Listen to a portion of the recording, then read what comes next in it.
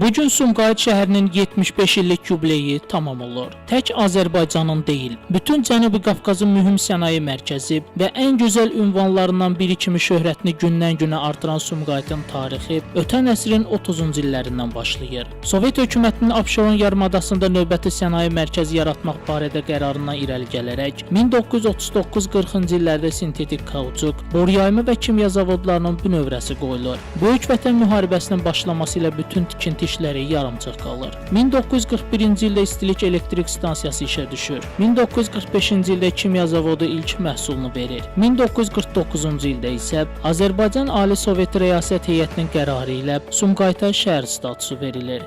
Beləliklə qəsəbə olaraq yaranan Sumqayıt getdikcə sənaye mərkəzinə çevrilməyə başlayır. Bu gün öz intibahının yeni mərhələsini yaşayan, 75 yaşını geridə qoyan Sumqayıtın Sovetlər Birliyi dövründə inkişafı və nəinki keçmiş SSR-də bütün dünyada tanınması Heydər Əliyevin adı ilə bağlıdır. Həmin dövrdə Heydər Əliyevin böyük qayğısı sayəsində şəhər tarixinin ən əlamətdar səhifələri yazılıb. 1974-cü ildə Sumqayıtın yaradılmasını 25 illik yubiley tədbirində çıxış edən Heydər Əliyev kimyaçıların heç də asan olmayan, gərgin, fədakar əməyini əldə olunmuş nailiyyətləri yüksək qiymətləndirməklə yanaşı, kimya sənayesinin prioritet inkişaf istiqamətləri barədə fikirlərini söyləyərək, qarşıda duran vəzifələrlə bağlı kimyaçılara gələcək bütün fəaliyyət proqramı ola biləcək dəyərli tövsiyələrini də verib. Rəhbərliyi dövründə 16 dəfə Sumqayıtda olan Ulu Öndər Heydər Əliyevin hər səfəri böyük tarixi hadisə olub.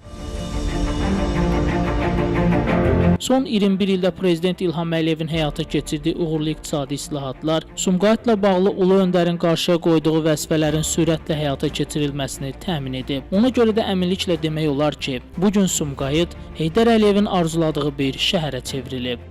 Bu gün Sumqayıt Prezident İlham Əliyevin daim diqqət və qayğısını duyur və hiss edir. Bunu Prezident İlham Əliyevin son 21 ildə Sumqayıta 33 dəfə səfər etməsi də göstərir. Dövlət başçısının hər səfəri şəhərin yüksəlişində yeni mərhələnin əsasını qoyub, yeni inkişaf planlarının həyata keçirilməsinə təkan verib. Sumqayıt son illərdə sanki yenidən qurulub. Prezident İlham Əliyevin tapşırığı və qayğısı ilə şəhərdə görülən kompleks abadlıq və quruculuq işləri, yeni və möhtəşəm infrastruktur layihələrinin həyata keçirilməsi, şəhər təsərrüfatının yenidən qurulması, burada tamamilə yeni ab-hava yaradıb. Xüsusən 2015-ci ilin sonu, 2016-cı ilin əvvəllərindən həyata keçirilən layihələrin nəticəsində Sumqayıtın görkəmi tamamilə dəyişib. Şəhərdə yeni infrastruktur yaradılıb. Hansı ki, bu infrastruktur uzun illər Sumqayıtlara ən yüksək standartlar əsasında xidmət edəcək. Əzəmətli Heydər Əliyev mərkəzi, Yeni Azərbaycan Partiyasının inzibati binası, Bayraq muzeyi, Muğam mərkəzi, Şahmat məktəbi, Nizami kinoteatrı, Mehdi Hüseynzadə adına şəhər stadionu və bulvar Sumqayıtın yeni və möhtəşəm ünvanlarıdır. Bununla yanaşı Kimyaçı Mədəniyyət Sarayının, Sumqayıt Dövlət Dram Teatrının binaları əsaslı təmir olunub.